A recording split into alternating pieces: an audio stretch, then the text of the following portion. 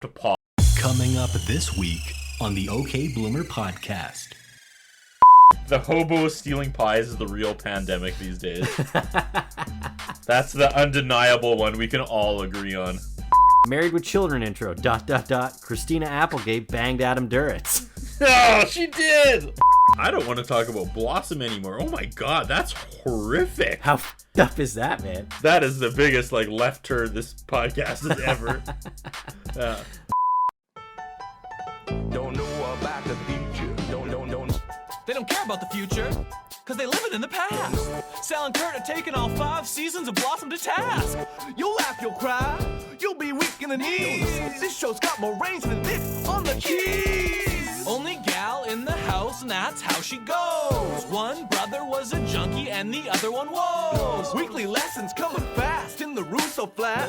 Blossom's teenage girl problems are as big as her hat. So take your opinionations and make them shine. It's the OK Bloomer podcast, and it's about damn time. Don't know.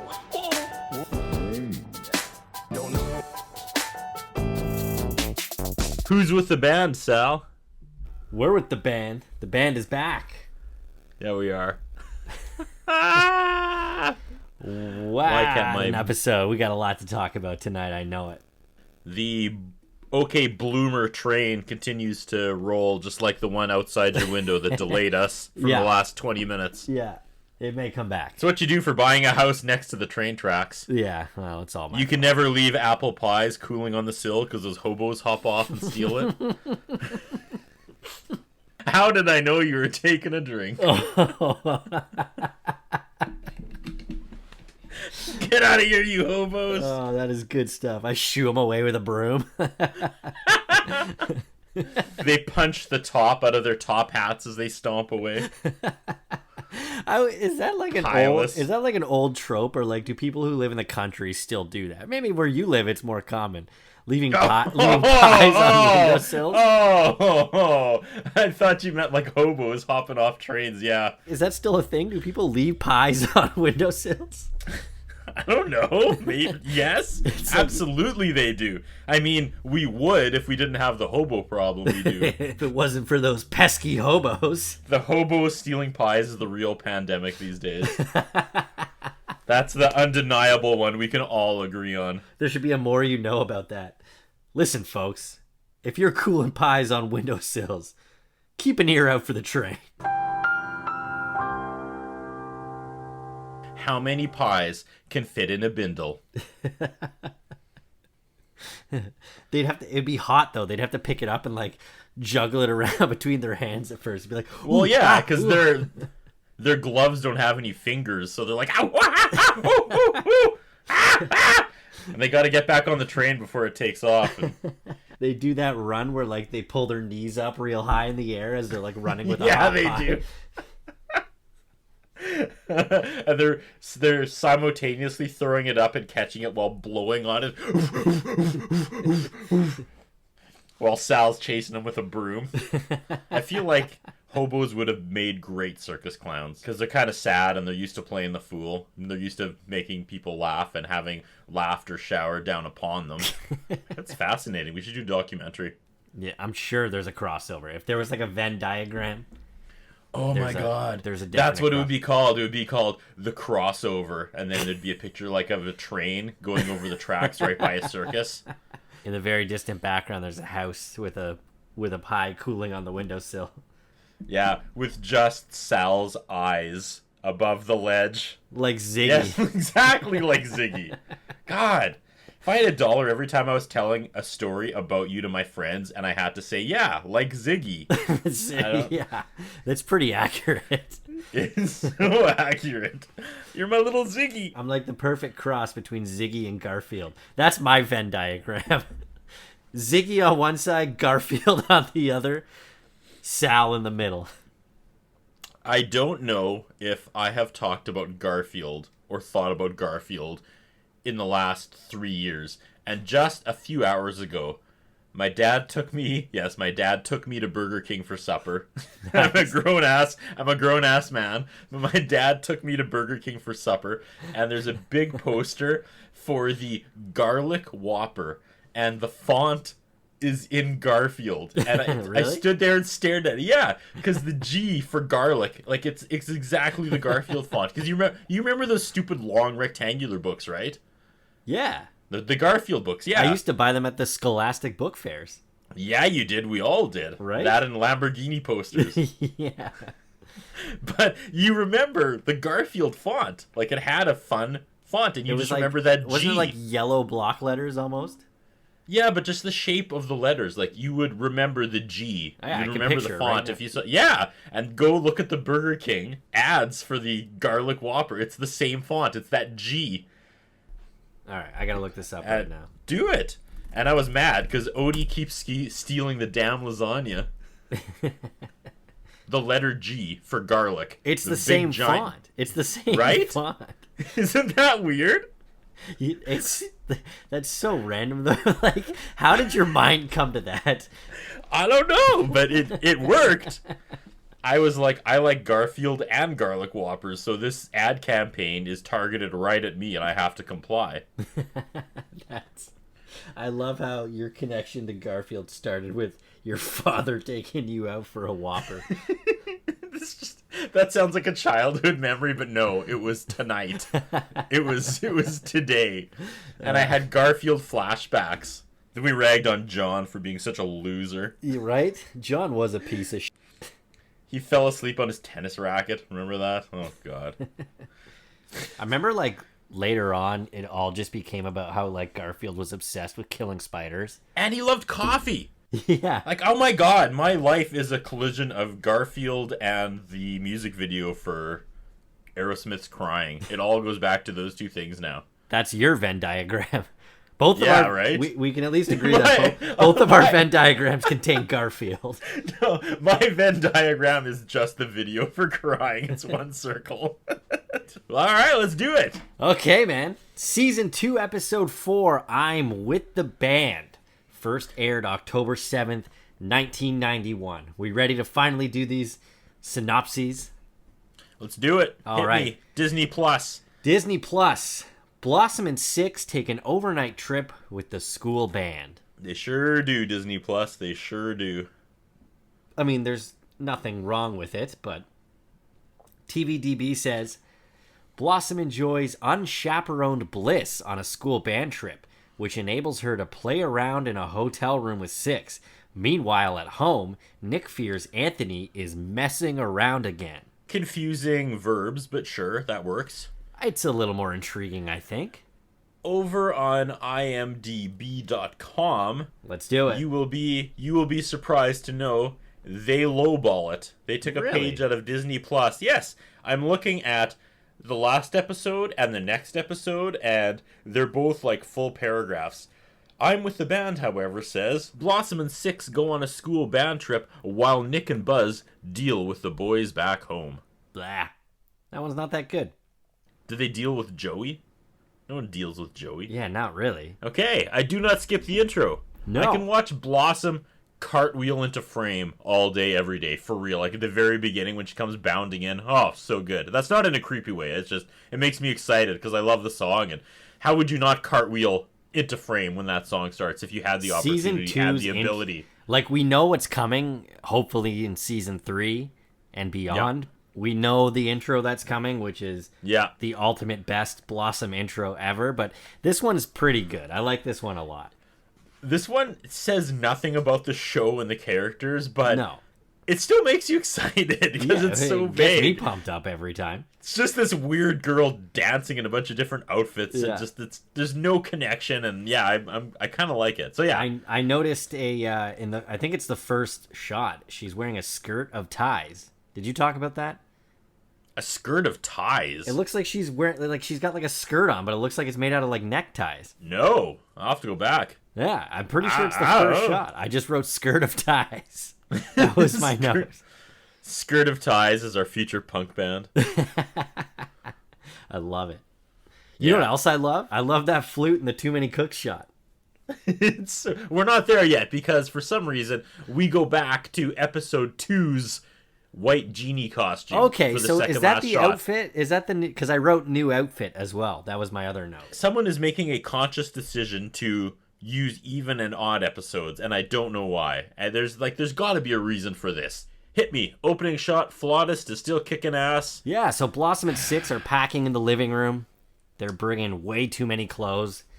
They talk about stuff like assorted hats, which checks out.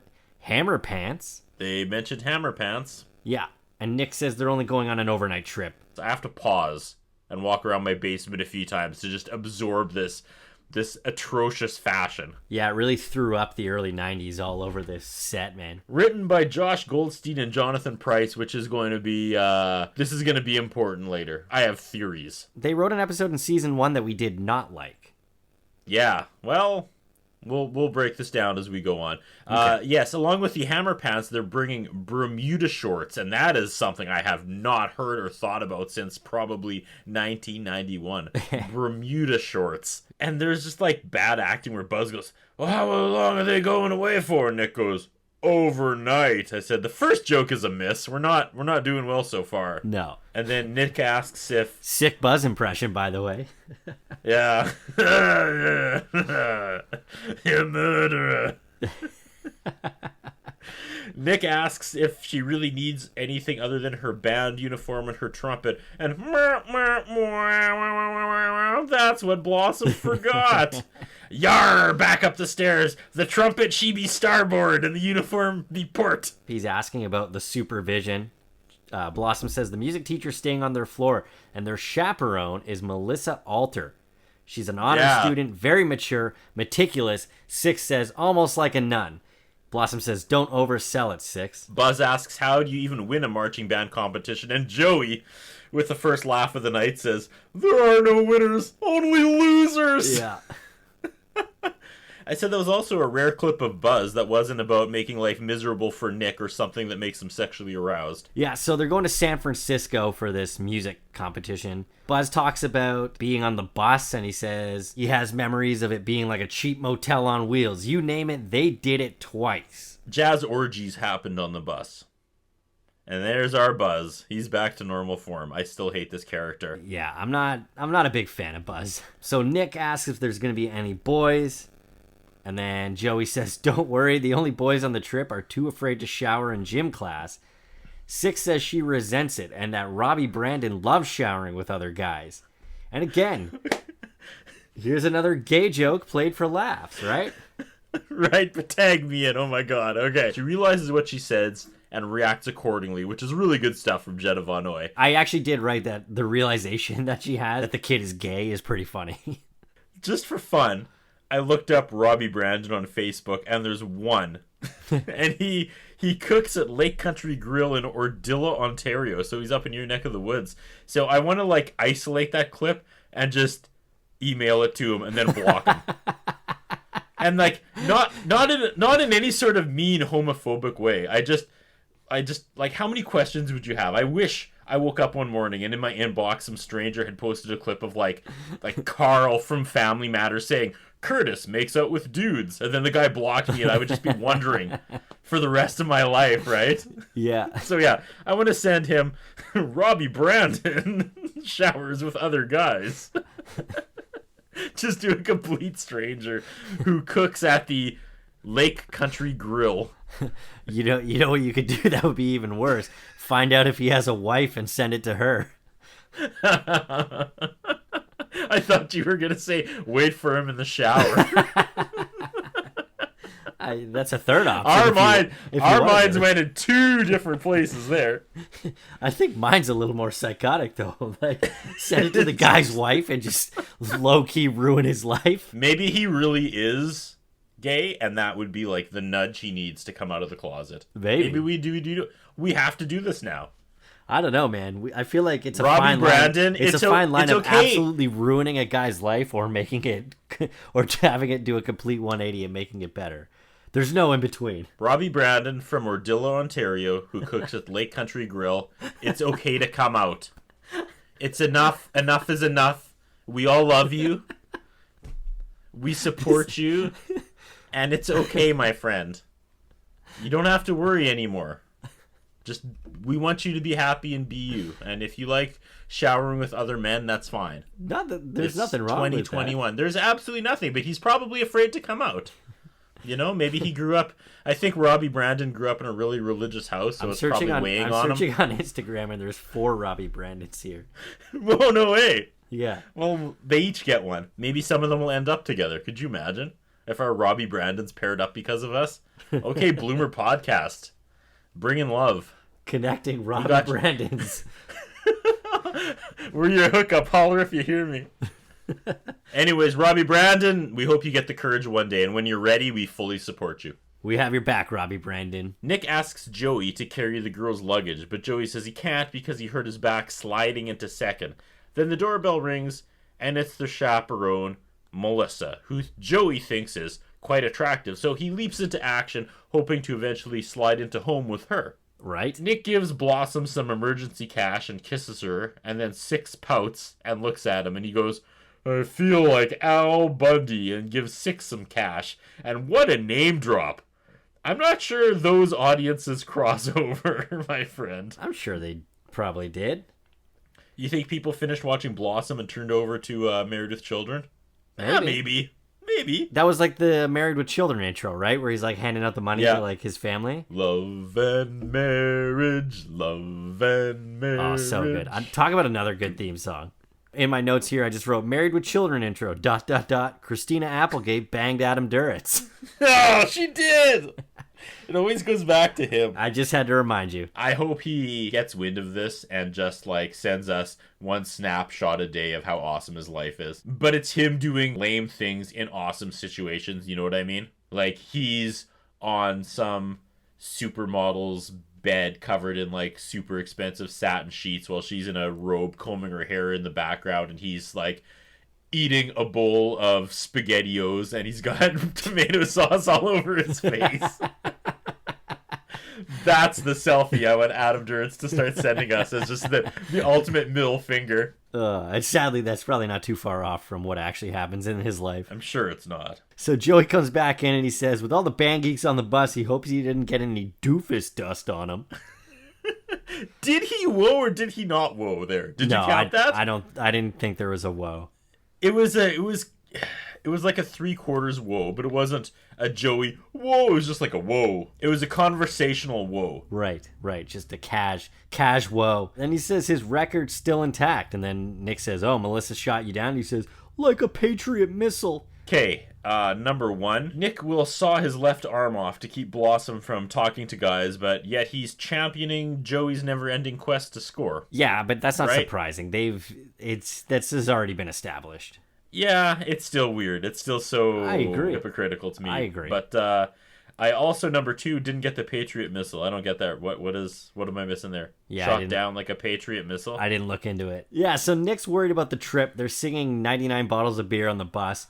Buzz tells him not to worry. They're singing the geek national anthem. Yeah, musicians running down other musicians. Yeah, I'm not a fan of them. I'm really not. How in any sort of like writer's room or meeting with producers of the network, they're like, you need to add a new character to the show to spice it up. How about a geriatric? I wonder if he's just put on there as like the Urkel, where just everybody can point their anger at. But unlike Urkel, he didn't really catch on. Buzz, the guy himself, like the actor, sucks. Yeah, he does. He has one delivery, and his only thing is he looks confused all the time. Even when he's saying something he knows is fact, he's just like, oh, what about... His eyebrows are like drawn too high on his old man face. I hate him. His facial expression always looks like he's like in his adult diaper. Right? Yeah. And he's always talking about all these like huge like bro exploits, and he's got this old man vest and this giant gut, and it's not a good. It takes me out of the show every single time. Yeah, because it's not even like he's like a suave old man. Like, no, he's gross. If it was Mr. Feeney that actually played him, like it would be believable almost. Oh yeah, you could dub over all of his scenes with the A&W Bear theme. Yeah, you could. It would fit. Yeah. And yeah. I hate that they keep showing him with women in his apartment. I know. That's what I'm saying. Because you think he's a pathological liar, and that's the whole character arc, is that nothing he says is true, but yet every chance we get he's bedding a new woman in his apartment. And so why was he trading his stuff? Does that ever pay off? Do you remember that episode? Yeah, he was like swindling his own grandchildren. Yeah. Are we just moving past that? Yeah, I don't know. It Character makes no sense. rewrite? I don't know. I want him dead. It's not good. It's not good. And unfortunately, I think he's here to stay. No. No. Can't we trade him with Tony, the girl that we never saw again? Well, she comes back, apparently, so... Really? Well, yeah, sweet. she's got one more episode. They must have ran these out of order. I bet you we'll meet Tony a few episodes from now. So the next scene, Buzz and Nick are in the kitchen pouring coffee, and there's a gag here with forced tension. I don't know, it's stupid. He fills up his cup of coffee, but he won't fill up Nick's. Yeah, in his own house. Like a hobo eating my pie, I would have smashed his coffee up into his face. Yeah. And been like, why won't you die, old man? Every second I look at you reminds me of your skank daughter that left my family, and now you won't leave. Your family is the opposite of the Midas touch. Like, everything your family touches turns to crap, old man, okay? So go back to your apartment and get herpes from that, like, 80-year-old woman, okay? Yeah, so this forced tension here, I'm not digging. They have to add at least one scene every episode to remind you that, oh, these two don't get along. Yeah. Anthony storms in, and he's spraying Banaka in his mouth like crazy. And Buzz goes, Zachley's? And Anthony says, what's that? And he says, when your mouth tastes exactly like a pig farm. And then accuses him of being hungover. Not a good joke. I hate that joke. I hate that joke so much. That is probably the worst joke I've heard on this series so far. Yeah. It's so stupid. And I feel like it was probably the actor going, oh, I got the best line. Zachley's, you ever hear of it?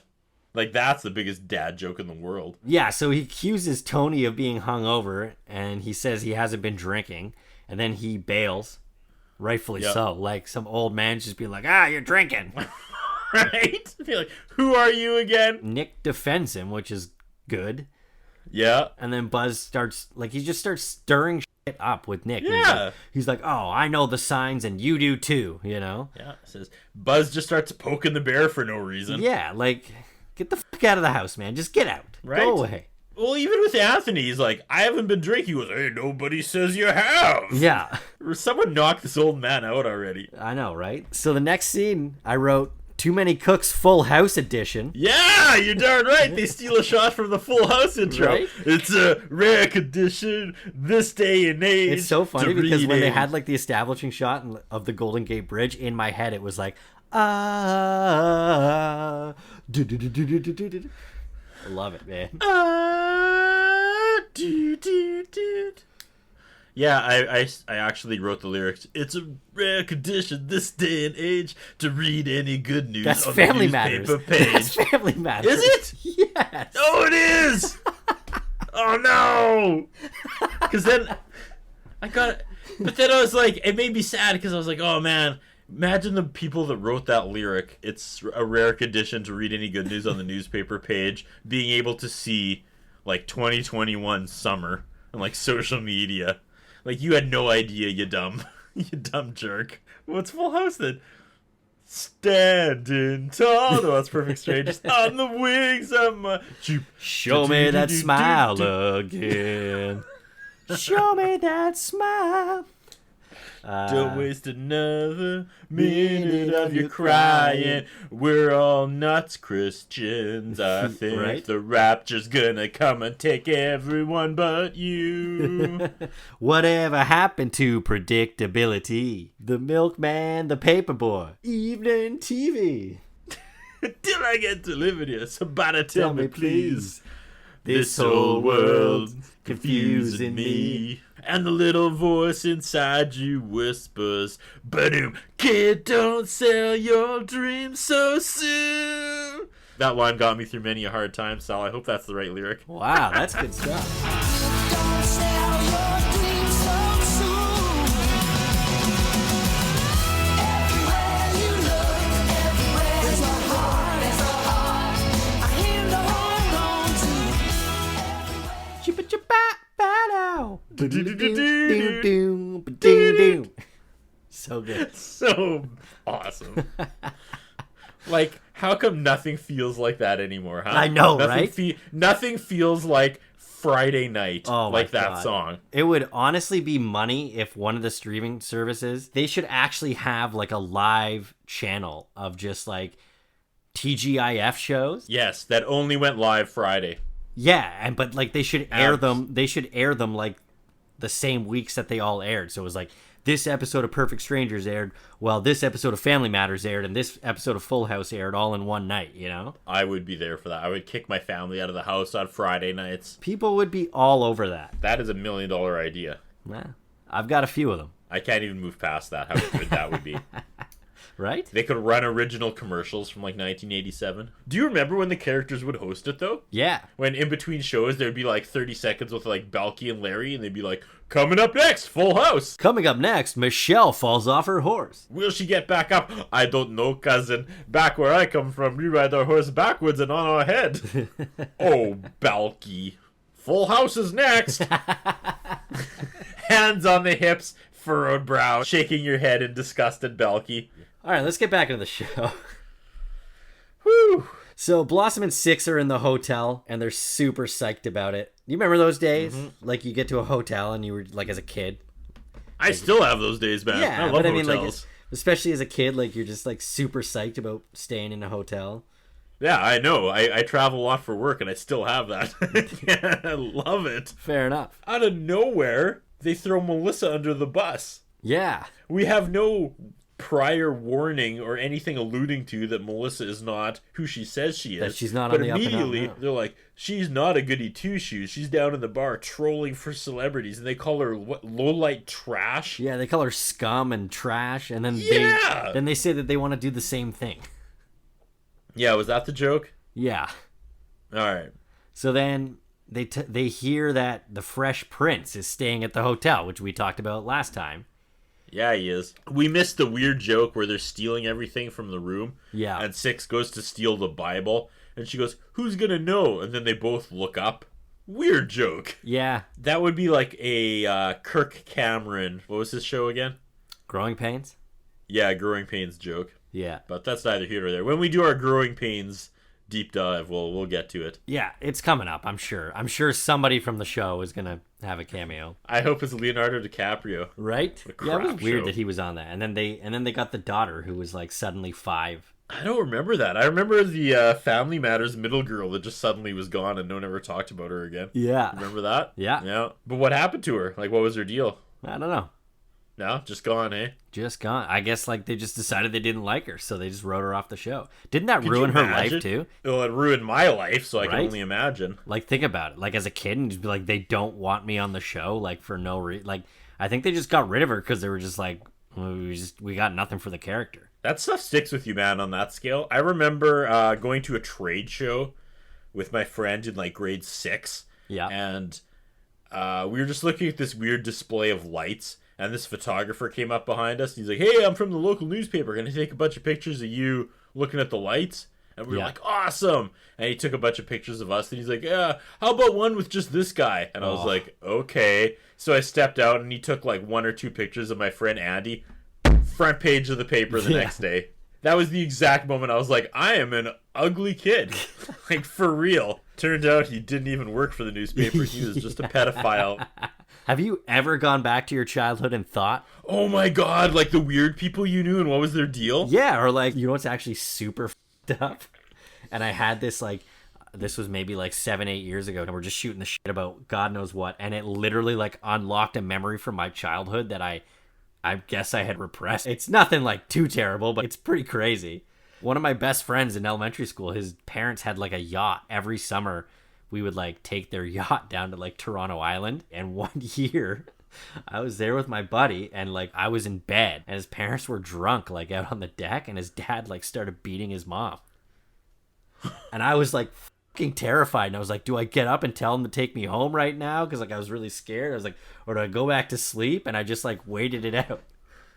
Oh my god. And I completely repressed that memory. We're not friends anymore, but his parents got divorced years later. I don't want to talk about Blossom anymore. Oh my god, that's horrific. How f***ed up is that, man? I don't think I have anything like that. I'm not even gonna...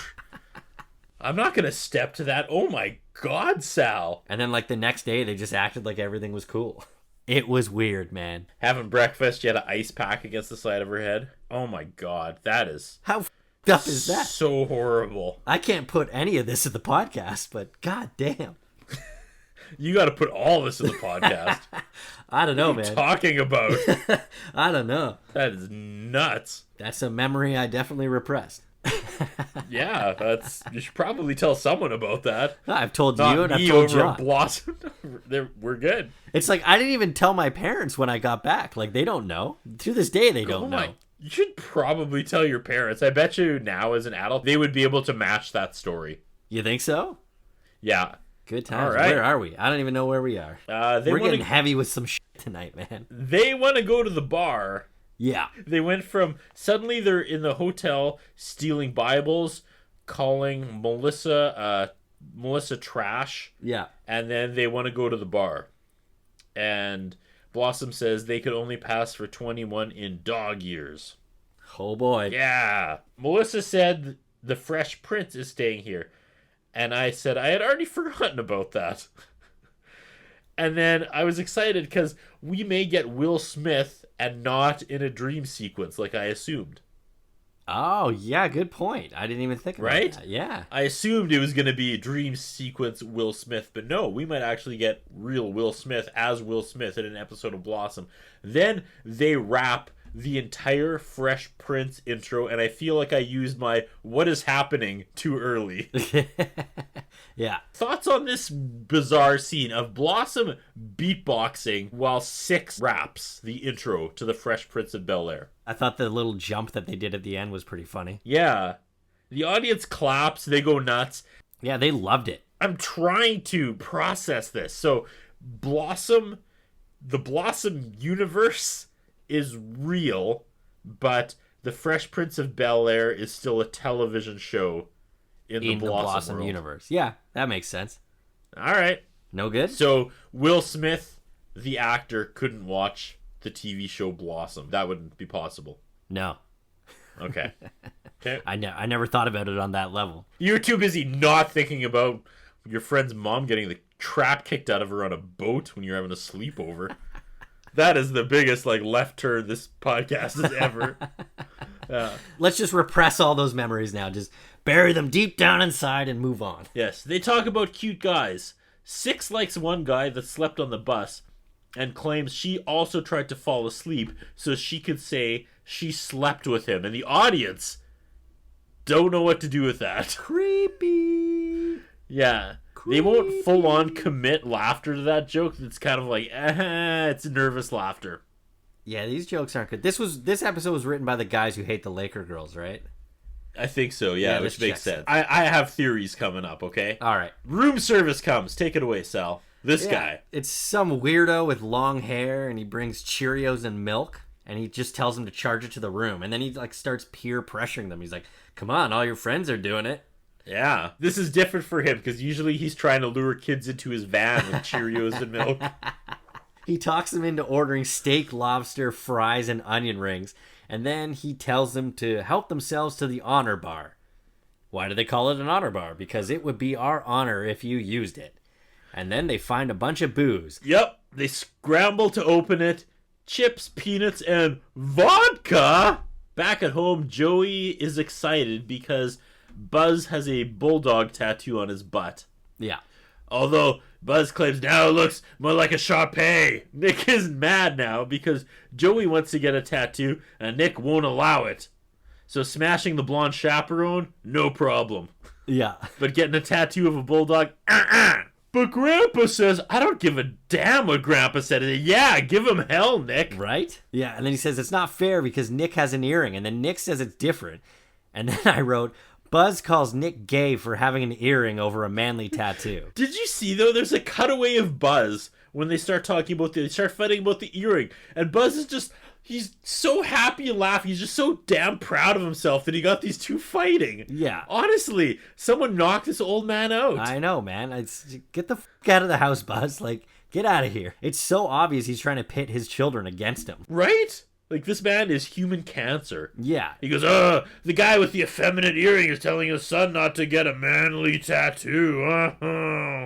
So Nick asks, he goes, any man with an earring is effeminate?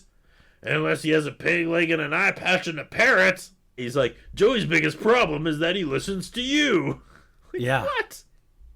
Well, he sends Joey to his room, and then he gets mad at Buzz for encouraging Joey to get a tattoo. And then Buzz tells Nick that his kids are going to resent him when they're adults. And Nick's like, I'm doing just fine with my kids. Joey's biggest problem is that he listens to Buzz. Anthony's the best he has been in years. And Blossom, well, we know that Blossom's practically a saint, so you know what's coming next. Yeah, I said, I smell a hard cut. Right? And there it is. And also, pause, sorry. He's doing the best he can, Buzz, because your stupid daughter left him. Right? How are you in his face about the way he parents the 3 kids your daughter left him with? Yeah. It's so stupid. Like, Yeah. this character has no redeemable qualities. There's nothing good about him. But yet I feel like they aren't completely writing him as the antagonist. I don't feel like they're writing this character going, oh, here's the bad guy of Blossom. Right. But it's weird. It's such a weird vibe with this character. I don't get it. So anyways, he sets up the joke. He says, we could both agree Blossom is practically a saint. We hard cut to Blossom and Six preparing to drink all of the alcohol in the minibar, and that escalated quickly. And then Six says one of them smells like Coach Crawford, which isn't quite as funny now. Probably accurate, though. Yeah. They say, what does vodka go with? And then they decide scotch, which, gross. And then they're about to How take bad do you want it? Then they're about to take a drink from it, and then Blossom stops and says she's thinking about Anthony and how they come from the same gene pool. Six says, Blossom, you come from the same gene pool as Joey, and you don't think that Cabernet is a movie starring Liza Minnelli. I did not get that at all. What did I miss? She said Cabernet. I'm assuming the movie Cabaret. Oh, I just heard Cabaret. I said, I don't get it, but I hope she doesn't get a case of the dizzies again. Right? Lucille too, man. Then Blossom tries to peer pressure Six into drinking it. Yeah, she's like, I'm not going to drink it, but you get wasted, girl. Yeah, go for it. How irresponsible of the school is it to, like, take these kids on a class trip and not tell the hotel, like, don't put any booze in the room. It's going to be children. I went on a band trip in my senior year of high school, and we had the nicest band teacher in the world. Just like, great guy. Yeah. And this one girl, they drank in their hotel room and got busted. Oh, and really? I just remember, like, we weren't there when they got in trouble that night, but then on the bus on the ride home, like, our band teacher, I was so pissed. I'd never seen him angry about anything. And he was just going off on her, and he's like, well, you know, you might not graduate now, so I hope your little night of partying in the hotel room was worth it. And he was, like, just going off on her in front of everyone. Yeah. The rest of us were sticking 99 bottles of beer on the wall. Right? Yeah. So, yeah, Six takes a drink and spits it all over Blossom. They decide to order more onion rings to the room, and then they get talked into ordering beluga, and then they add a bunch of stuff onto the order and charge it all to the room, and they're like, oh, everybody's really nice in this hotel. Then they dunk on Miss America for no reason. Yeah. And Blossom's Valley Girl voice is so good. Six plays the host, and she's like, oh, what would you do if you won Miss America? And Blossom says, I'd save all the world's rivers and oceans through modeling. Yeah, eat that, Miss America. That's a good That joke. is a great joke. And her Valley Girl voice was Yeah. really good. Yeah, it was really good. Yeah, I like Mayim, it knocks that out of the park. We haven't had Absolutely. enough Mayim Valley Girl voice. They decide to go look for the Fresh Prince. Yeah. And I had forgot about this side story again a second time, but Right. she says, good idea, and then there's this weird dissolve from scene to scene with no Too Many Cooks exterior, no flute, just a dissolve, and suddenly they're in the hallway. Yeah, so they're by the elevator, and they talk about splitting up, and then they agree that it's better to stick together. So Just like Scooby-Doo! then they both go down to the lobby, and they're wondering if they'll run into him, and right as the door closes... First of all, they do the Fresh Prince hop a second time. I didn't even realize that was a thing until now. But it Yeah, me totally is neither. something he would do. he does it in the intro when he gets out of the cab. Yeah, he totally does. The crowd does not go as nuts as you would expect, though, right? They give him an alright ovation. But you think this would be like a wah moment, but they're just like... You think the cue card man or woman would be like shaking it and pointing to like cheer, cheer, cheer. They didn't give it up to Alf, so Yeah, I guess. I'm not I surprised. don't know. So they're back in the hotel room, and Six is dropping water balloons on the doorman. And this is where I just wrote, hotel shenanigan memory. You didn't have any of these, like on a school trip? Oh, so many of those. They hate the doorman because he called them the Pinhead Brigade. Okay. That's just like a funny visual to me, like them walking into the hotel and the doorman just be like, "Oh, here comes the Pinhead Brigade." Like, Right. It is funny. yeah, So they transition out of that, and here we go. They're reading a magazine, Sal. yeah. They start talking about Bridget Nielsen's tits. Yeah. Blossom's like, "You think they're too big?" All I really know about Bridget Nielsen was she was on The Surreal Life, and she's the one that was banging Flavor Flav, right? Probably. That was She's her, been wasn't in so many B movies. The best one She being... was Stallone's wife, right? Yes, and she was in the cinematic masterpiece called Chained Heat 2. Okay. So Blossom says they are fake because look at this picture here. She's laying down, but they are not. All right. We are getting into the issues. So then they start talking about whether or not they'd get anything done. Blossom says she's perfectly happy with her body inside and out. And then Six drops the 90s not. And then the crowd laughs for some weird reason. And then Six does a somersault onto her bed. And what is happening? They start jumping on their beds, which is more hotel shenanigans you did, Oh, yeah, that one I relate with. right? They decide to take a jacuzzi bubble bath. Because they still smell like Coach Crawford. Right. And then they order a porn and charge it to the room. They start watching cheerleader tryouts. Yeah, probably starring Bridget Nielsen at the time. Probably, yeah, for sure. What was that scene about? Honestly. Yeah. That may have been one of the weirdest scenes in Blossom history. It was just filler. It was pointed filler, though. I'll get back to it. We come back around. So, All right. outside, Anthony is smoking, desecrating the place where Blossom said goodbye to Bobby. Yeah, so he starts spraying his banaka again. He hides the butt in the bushes. And then he comes in and is acting super weird to Nick. Yep. And Nick says, "Where were you?" And Anthony, "Neighborhood watch." And I wrote, "What happened to Tony too? Where is she?" Yeah, right? Anthony sits on the edge of the couch looking all suspicious. Sprays more banaka. Nick straight up goes like, "Are you using again?" He goes, No, yeah, I am. I was like, what? Right? Yeah, so he tells Nick that he's smoking. Nick assumes marijuana, and he gets mad at him. He says that leads to him drinking. And it's I don't know, man. Early 90s were such a weird time with, like, marijuana culture. Yeah. Anthony says, "No, I'm just smoking cigarettes." And then he's okay with that. He's super happy because he's like, "Oh, so just like lung cancer and all that." I saw what they were going for. It's kind of funny, but it just doesn't work in 2021. No, well, it's just funny how it's like the opposite now, right? In 1991, when everyone was afraid of weed, Yeah, and like cigarettes were socially acceptable. Now it's like the complete Yeah. opposite. Complete. I don't know anyone that smokes cigarettes anymore. Yeah, it's... I know like a million people that vape, but Yeah. he offers maybe instead you can get addicted to something more positive.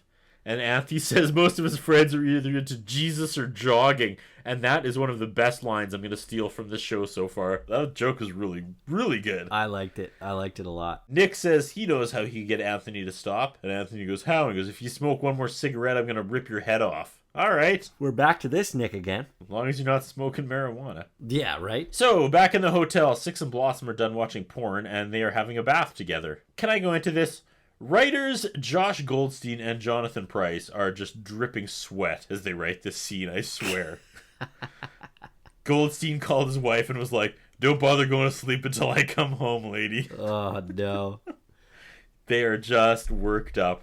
This whole script. I started walking it back, and yeah, there's some serious tension in that writer's room tonight. Gotta be. So the girls start playing Future Husband, and the bubbles start getting out of control. Then it goes goofy as they're trying to, like, convey how they're being overtaken by the bubbles, but they're not. Yeah, and then they can't find the switch to turn it off. They just keep dropping their heads in the limited amount of bubbles. Yeah. And acting desperate. And the bubbles honestly aren't really going crazy here. No, not at really. all. Although I think Mayim's laughing pretty hard here. Yeah. You can kind of see her Yeah. laughing. Shenanigans ensue, and it's not that funny. You could just stand up. It feels like a lot of filler. Like, these scenes don't add anything to the overall story, Yeah.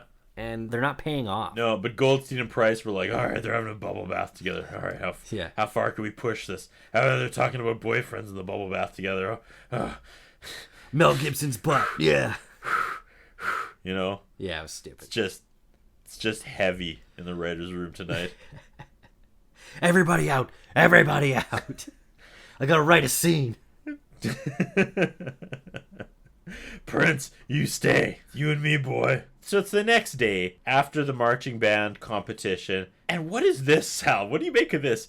They say hi to some Jennifer girl in the hallway who looks like their old pal Gorby from whatever episode that was. Yeah. And the crowd just laughs as Jen as she shrugs her shoulders. There is no joke.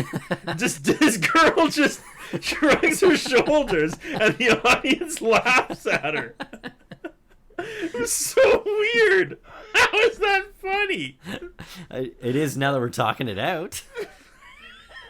Okay, it's actually really funny. So 6 can't believe they lost the competition. Well, half the band was hungover. Someone poured corn nuts into her trumpet.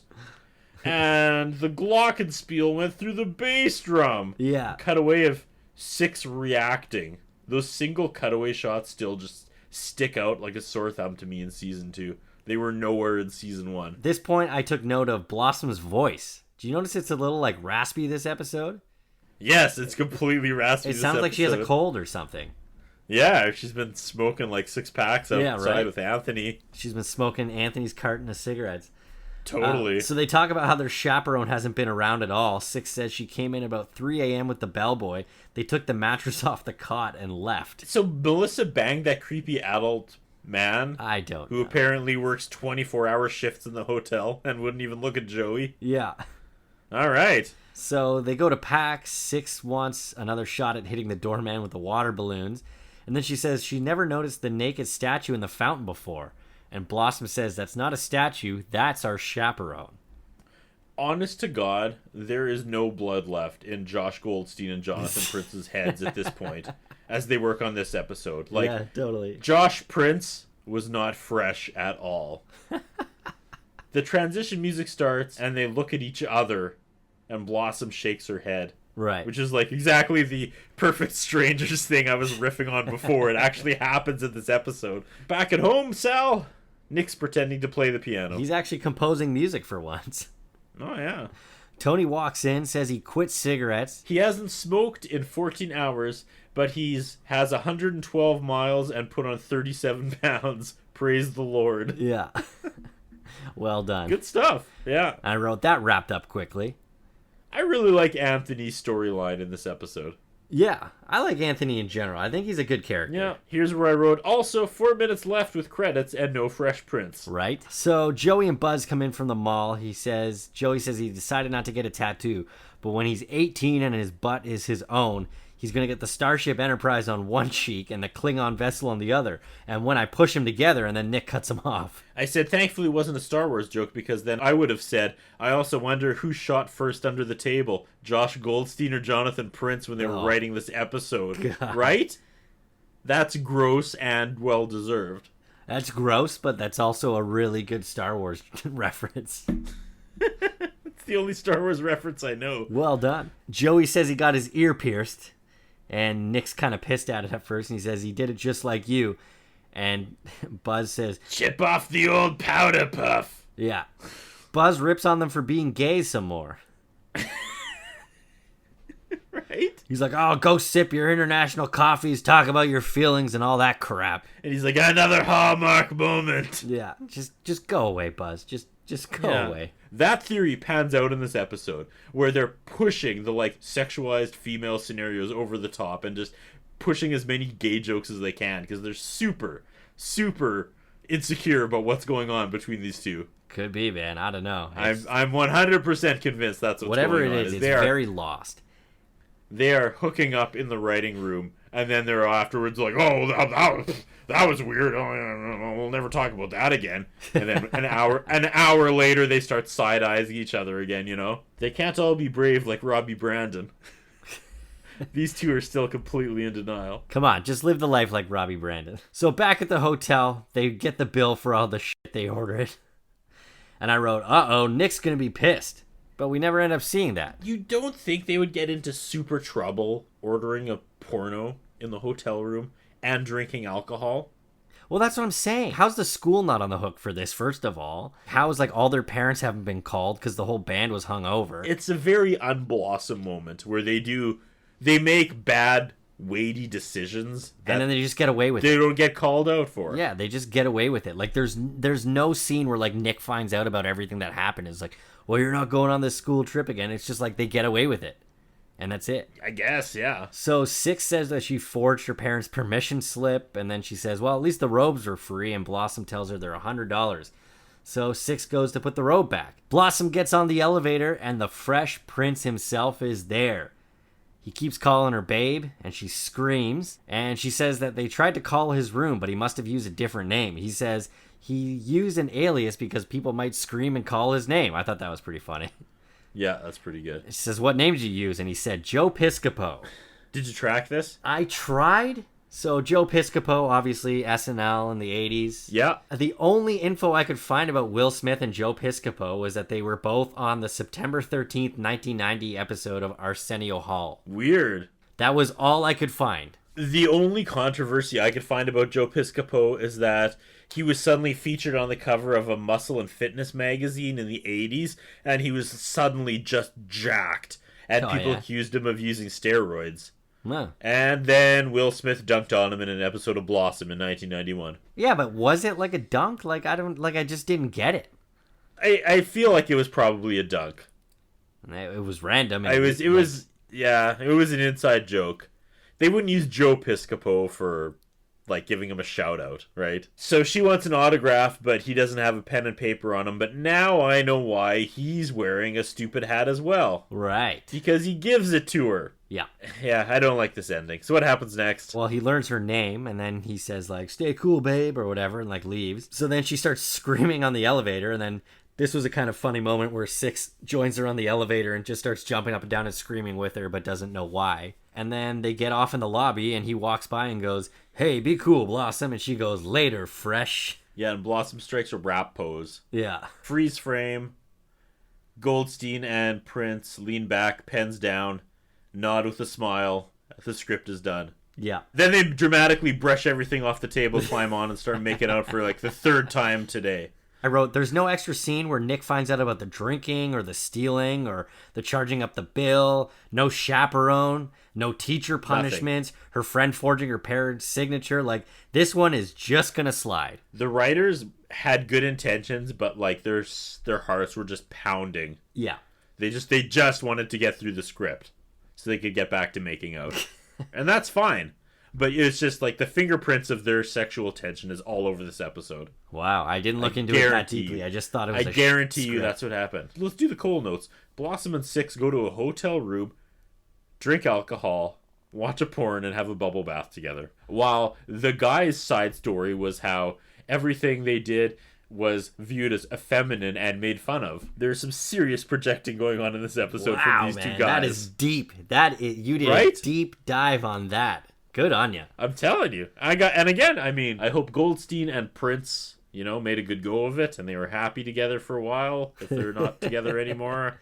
But it all came out in this episode. Like, I see no other reason to write a script like this than they were just completely scared / embarrassed / curious about their current situation together. There it is. Wow. Yeah. Well done, man. That is some... I cracked the case. You did it. Jeff Kahn was the dude, the bellman. He was the bellhop. From MTV Remote Control, the guy has a primetime Emmy. Really? Good for you, man. He was a writer on the Ben Stiller show, and he's been in a lot of Ben Stiller projects. Yeah. And the thing that I recognize him most from is he's the dad at the clinic in The 40-Year-Old Virgin who goes, Seth, you have a tiny penis. I love that Drill line. Bit Taylor, Tropic Thunder, 40-Year-Old Virgin, a lot Crazy of Apatow, Ben Ex-Girlfriend. Stiller stuff. And Will Smith, who was uncredited. Yeah, he was like, don't you dare put my name on this. Ha ha ha ha. That's it, man. That's a wrap on I'm With the Band. We were very excited based on the thumbnail for this episode. And yeah, I feel like our I don't know. expectations jumped very high. They could have been it. I didn't hate this episode, but it didn't feel like a regular Blossom episode. No, but after the last three, like the first 3 episodes of season 2 have crushed it, I thought. So oh yeah, it had to drop at some point, but it dropped for the wrong reasons. Yeah. I felt in this episode. The characters were acting very out of character, like across the board. Yeah. There wasn't enough Joey. There was too much Buzz. Yeah. Just causing trouble. Way too much Buzz. All I can say is Goldstein and Prince, why don't you want me, man? 0 for 2, Goldstein and Prince. All right, man. Next episode is called Honor? Where Goldstein and Price don't want to be. No, it's not on her. It's Honor? Oh. Don't know.